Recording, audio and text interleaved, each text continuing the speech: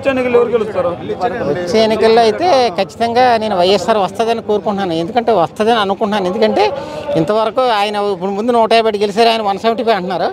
తక్కువ సీట్లతో ఖచ్చితంగా ఆయన సీఎం అవుతారని నేను చాలా ఇదిగా చూడండి సార్. ఇది ఇలా ఒకసారి మీరు కెమెరా అలా పెట్టుకొని చూడండి సార్. ఈయన చేశారు దాదాపుగా ఇక్కడ ఉన్న మనుషుల్లో దాదాపుగా ఇప్పుడు ఇక్కడ 100 మంది ఉన్నాం అనుకోండి, 70-75 మంది ఖచ్చితంగా అది అందుకున్న వాళ్ళే.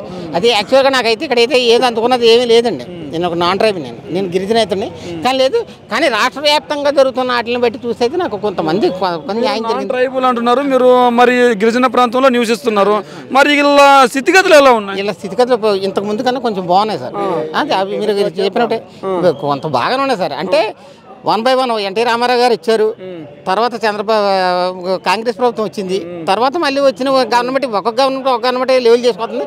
రాజశేఖర రెడ్డి గారు ఆ తర్వాత జగన్మోహన్ రెడ్డి గారు చేసిన దాన్ని బట్టి ఇంకైతే ఇప్పుడు ప్రస్తుతం జగన్మోహన్ రెడ్డి అయితే బాగానే ఉంది, ఇంకా వస్తే బాగుంటుందని కోరుకుంటున్నాను. మరి జగన్మోహన్ రెడ్డి గారు గిరిజన ప్రాంతాలకి ఏం చేశారు? మరి చాలా చేశారు సార్. అయితే నేను చెప్పేదానికంటే ఇంతకుముందు మేము మారుమూల ప్రాంతంలో మేము వ్యాపార పరంగా మేము వెళ్తుంటాం సార్.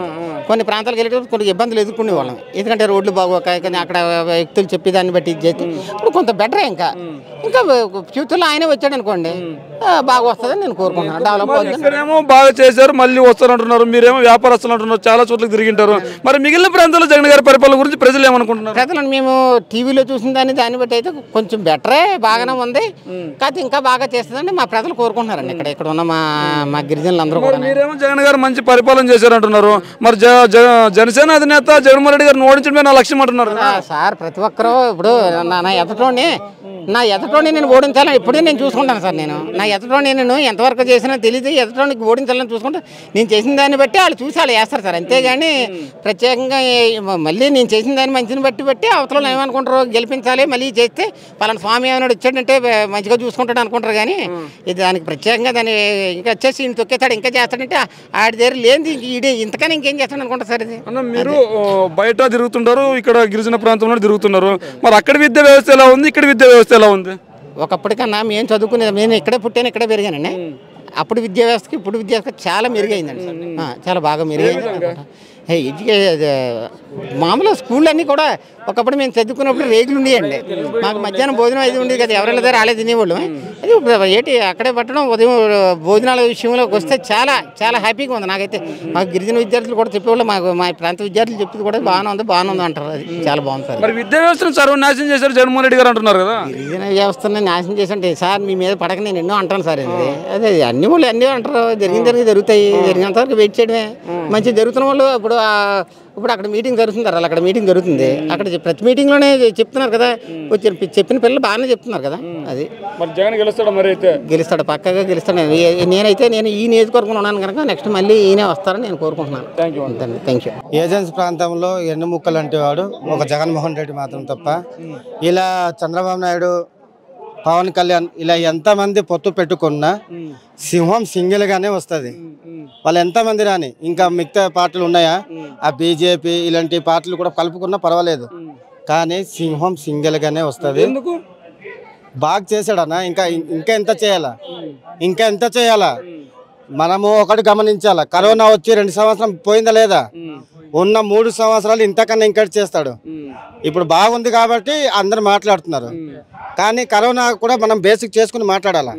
ఆర్థిక పరిస్థితులు తక్కువ ఉన్నా ఇంట్లో నేనున్నాను, ఒక తండ్రి, నా ఇంట్లో సరుకులు ఎలా తీసుకురావాలా ఎలాగనేది నాకు తెలుసు తప్ప వేరే వాళ్ళకి తెలుసా? చెప్పేవాళ్ళు బోల్డ్ మంది, ఇచ్చేవాళ్ళు తక్కువ మంది. కానీ వీటన్నిటికీ ఎదుర్కొని ఒక నాయకుడు ఎవరైనా ఉన్నాడంటే అది కేవలం జగన్మోహన్ రెడ్డి తప్ప ఇంకా ఎవరు తరం కాదు. మంచి చేస్తున్నాడు, ఆడేం చేస్తాడండి, ఆడేం చేస్తాడు? ఆడు గెలవలేకే కదా అదే చెంచాలాగా టీడీపీలో వెళ్ళి కలిసిపోయాడు. కాదు, పేద ప్రజలకు మంచి చేయడానికి టీడీపీతో కలిసి అంటున్నాడు. ముందు తెలంగాణకి వెళ్ళి చూడమని సార్, 8 స్థానంలో పోటీ చేశాడు, ఇక్కడ కూడా గెలవలేదు. అక్కడే దిక్కు లేదు అతనికి కేవలం ఒక హీరోకి మాత్రమే పనికొస్తారు సార్. బలం లేకపోయినా ఇక్కడ బలం ఉంది అంటున్నారు కదా. ఏడా ఉంది? మా ఏజెన్సీ ప్రాంతంలో లేదన్నా, ఎక్కడో ఉండవచ్చు కానీ మా ఏజెన్సీ ప్రాంతంలో లేదు. ఆంధ్రప్రదేశ్ లో తెలుగుదేశం శూన్యం, వైఎస్ఆర్సీపీ హవా ఉంది. ఇది కూడా పడుకొని ఓటేయరు, అది కూడా ఉన్నారు. వాళ్ళు బహిరంగ సభకు రామంటే వస్తారు, స్పీచ్ వినడానికి వెళ్తుంటారు. ఆ మాత్రాన మేము గెలిచిపోతాము, మేము ఇవ్వగలము, ఏ తొక్క బలం అంటే అవ్వదు. జగన్మోహన్ రెడ్డి అనేది అందరికి ఒక బ్రాండ్. మీరేమో జగన్మోహన్ రెడ్డి గారు అంటే ఒక బ్రాండ్ అంటున్నారు. చవటగాని దద్దమ్మ, చేతగాని సీఎం, దద్దమ్మ సీఎం, దద్దమ్మ పల్ల, రాక్షసి పల్ల. వాళ్ళొక దద్దమ్మ కాబట్టి దద్దమ్మ అని మా నాయకుడికి అంటున్నారు. వాళ్ళు జీవిత చరిత్ర అనేది బేకెళ్ళిపోయి మాట్లాడుతున్నారు. ఇప్పుడు మా నాయకుడు అనేవాడు ఏ తప్పు చేయడు, మాట ఇస్తే మడం తిప్పాడు. అది మా జగన్మోహన్ రెడ్డి. అంటే యువగాలం పాదయాత్రకే జగన్మోహన్ రెడ్డి గారు ఎన్నో ఆంక్షలు పెట్టారు. ఈ రాక్షస పాలన 3000 కిలోమీటర్లు నడిచానంటే చాలా గొప్ప అంటున్నాడు. అనయ్య మన నాయకుడు కూడా పాదయాత్ర చేసిన వాడే. అక్కడ బేసిక్ కూడా ఒకటి చూసుకోవాలా.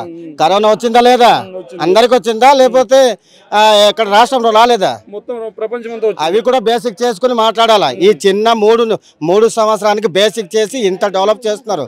ఈరోజు ఒక వ్యవస్థ, ఒక ముసలితనం నుంచి, ఒక విద్యా బాయితనం నుంచి ముసలితనం వరకు ఏ ఇబ్బంది లేకుండా చూసే నాయకుడు ఇంకెవడన్నా ఇంకా ఇంట్లో వచ్చి అట్లు తొమ్మమంటారా ఒక ఇంట్లో?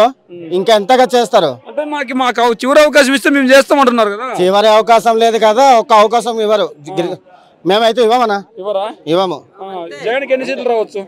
జగన్కి 175. గతంలోనే ఒక కొంచెం తగ్గవచ్చు. అంటే 175 to 170 అంటున్నారు, కానీ 171, 151 నుంచి అబోవ్ రావచ్చు, బిలో అయితే రాదు. ఓకేనా. మీరు లోకల్ కేబుల్ ఛానల్లో విలేకరుగా పనిచేస్తున్నారా? మీ వృత్తిలో ఎదగలేకపోతున్నారా? అయితే మీకు ఒక సువర్ణావకాశం. నెలసరి జీతంతో పాటు వసతి సదుపాయం కలదు. వివరాలకు సంప్రదించండి 9885000468. అర్హత ఇంటర్మీడియట్ డిగ్రీ. పనిచేయు స్థలం విజయవాడ.